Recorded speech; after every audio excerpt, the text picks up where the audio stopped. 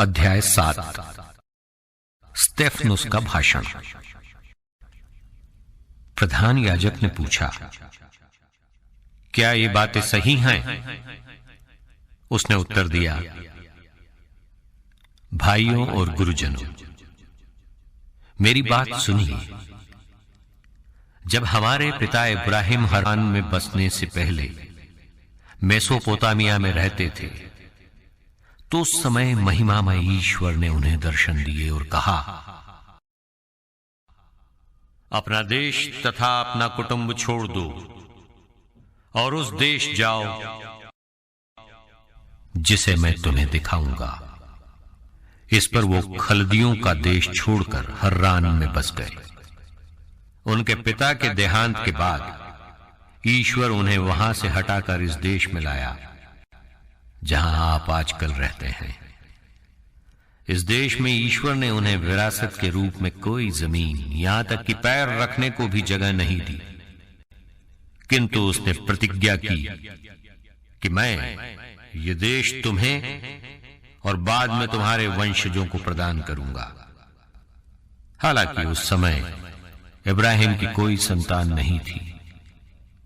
ईश्वर ने यह कहा, इब्राहिम के वंशज पराये देश में परदेशी की तरह निवास करेंगे। वे लोग उन्हें दास बनाएंगे और 400 वर्ष तक उन पर अत्याचार करते रहेंगे। ईश्वर ने फिर कहा, मैं उस राष्ट्र का न्याय करूंगा जिसके वे दास होंगे। इसके बाद वे वहां से प्रस्थान करेंगे और यहां मेरी उपासना करेंगे। तब ईश्वर ने इब्राहिम के लिए खतने का विधान निर्धारित किया। इब्राहिम ने इसहाक को उत्पन्न किया और 8वें दिन उनका खतना किया। इसहाक से याकूब और याकूब से 12 कुलपति उत्पन्न हुए। कुलपतियों ने ईर्ष्या के कारण यूसुफ को बेच दिया और वो मिस्र देश पहुंचे, किंतु ईश्वर उनके साथ रहा। उसने सब विपत्तियों से उनका उद्धार किया और ऐसा किया कि वो मिस्र देश के राजा फिरौन की दृष्टि में प्रिय तथा बुद्धिमान जान पड़े। राजा ने उन्हें मिस्र का राज्यपाल तथा अपने समस्त राजभवन का अधिकारी बनाया। उस समय सारे मिस्र तथा कनान देश में अकाल और घोर संकट पड़ा। इस कारण हमारे पूर्वजों को खाना नहीं मिल रहा था। जब याकूब ने यह सुना कि मिस्र देश में अनाज मिलता है, तो उन्होंने हमारे पूर्वजों को वहां पहली बार भेजा। दूसरी यात्रा के अवसर पर यूसुफ ने अपने भाइयों को अपना परिचय दिया और फिरौन को भी यूसुफ के वंश का पता चला। तब यूसुफ ने अपने पिता याकूब और उनके सारे परिवार को बुला भेजा। कुल मिलाकर वे 75 व्यक्ति थे। याकूब मिस्र देश गए। वहां वो और हमारे पूर्वज भी चल बसे। बाद में उनके अवशेष शेखेम लाए गए और उस मकबरे में रखे गए जिसे इब्राहिम ने शेखेम में एमोर के पुत्रों से चांदी देकर खरीदा था। ईश्वर ने इब्राहिम से जो प्रतिज्ञा की थी, जब उसके पूरा हो जाने का समय निकट आ रहा था, तो हमारे लोगों की संख्या मिस्र देश में बहुत अधिक बढ़ रही थी। बाद में एक नए राजा का उदय हुआ जो यूसुफ के विषय में कुछ नहीं जानता था। उसने हमारे लोगों के साथ कपटपूर्ण व्यवहार करते हुए उन पर अत्याचार किया। उसने हमारे पूर्वजों को बाध्य किया कि वे अपने नवजात शिशुओं को बाहर फेंक दिया करें, जिससे वे जीवित न रह सके। उस समय मूसा का जन्म हुआ। वो अत्यंत सुंदर थे और 3 महीने तक अपने पिता के घर में पाले गए। इसके बाद जब वो फेंक दिए गए, तो फिरौन की पुत्री ने उन्हें गोद ले लिया और अपने पुत्र की तरह उनका पालन पोषण किया। मूसा को मिस्रियों की सब विद्याओं का प्रशिक्षण मिला। वो शक्तिशाली वक्ता और कर्मवीर बने। जब वो 40 वर्ष के हो चुके थे तो उन्होंने अपने इजरायली भाइयों से भेंट करने जाने का निश्चय किया। उनमें से एक के साथ दुर्व्यवहार होते देखकर मूसा ने उसका पक्ष लिया और मिस्री को मारकर अत्याचार का बदला चुकाया। मूसा का विचार यह था कि मेरे भाई समझ जाएंगे कि ईश्वर मेरे द्वारा उनका उद्धार करेगा, किंतु उन्होंने ऐसा नहीं समझा।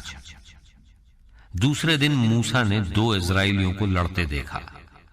उन्होंने यह कहकर उनमें मेल कराने का प्रयास किया, मित्रों, आप लोग भाई हैं, आप क्यों एक दूसरे को चोट पहुंचाना चाहते हैं? जो व्यक्ति अपने पड़ोसी के साथ अन्याय कर रहा था उसने मूसा को ढकेल दिया और कहा, किसने तुमको हमारा शासक और न्यायकर्ता नियुक्त किया?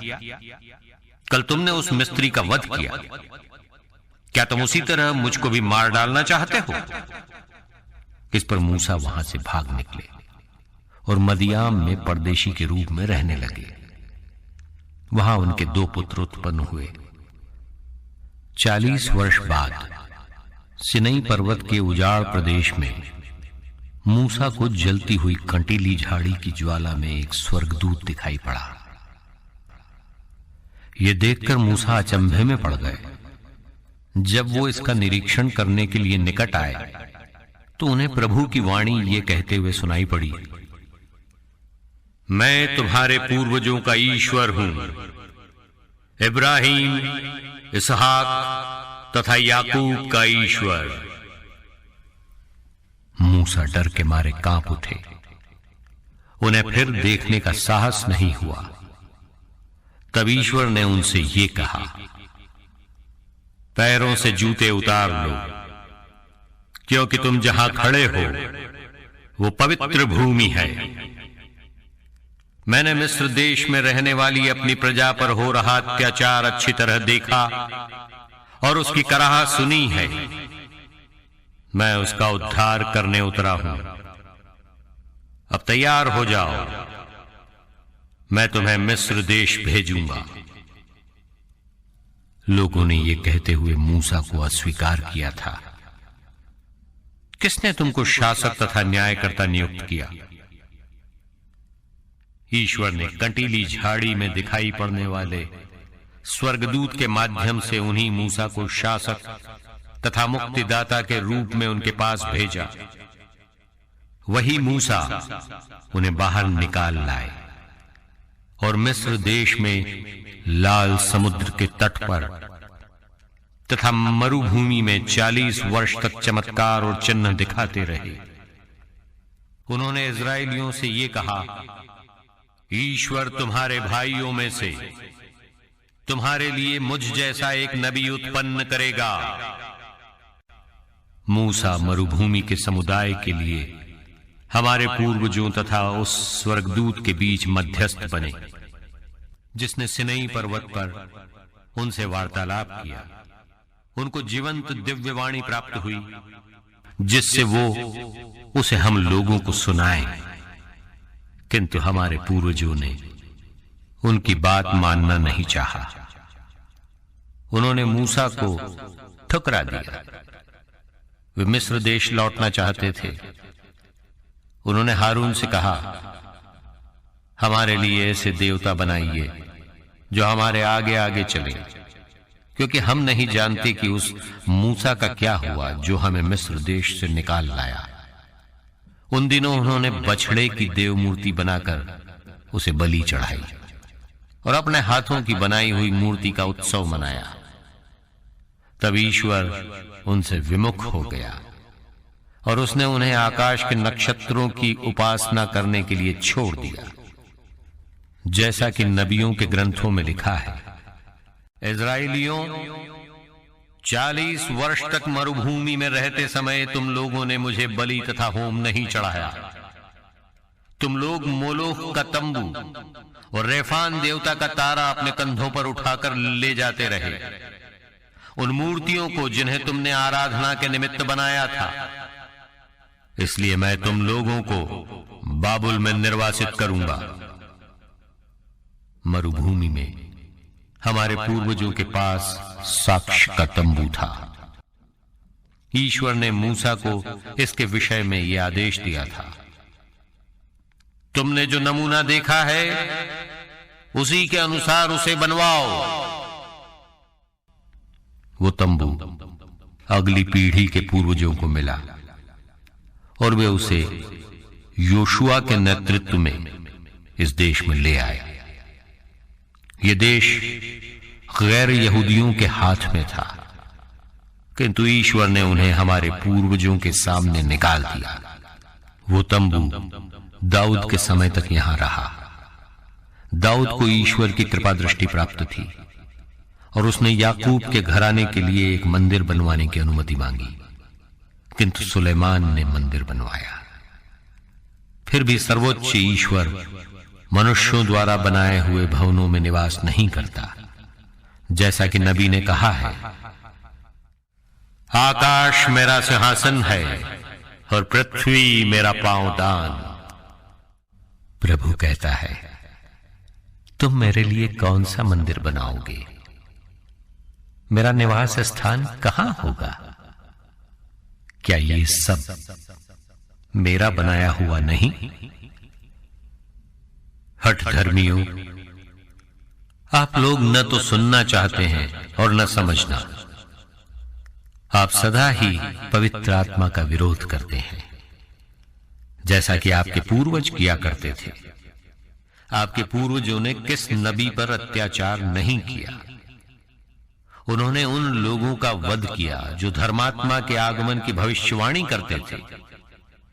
आप लोगों को स्वर्गदूतों के माध्यम से संहिता प्राप्त हुई, किंतु आपने इसका पालन नहीं किया और अब आप उस धर्मात्मा के विश्वासघाती तथा हत्यारे बन गए हैं।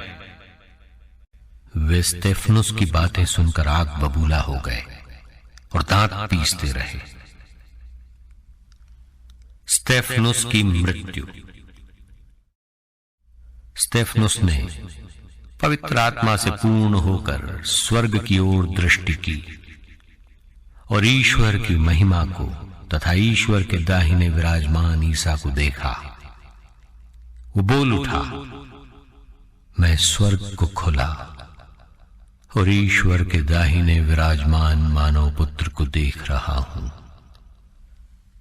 इस पर उन्होंने ऊंचे स्वर से चिल्लाकर अपने कान बंद कर लिए।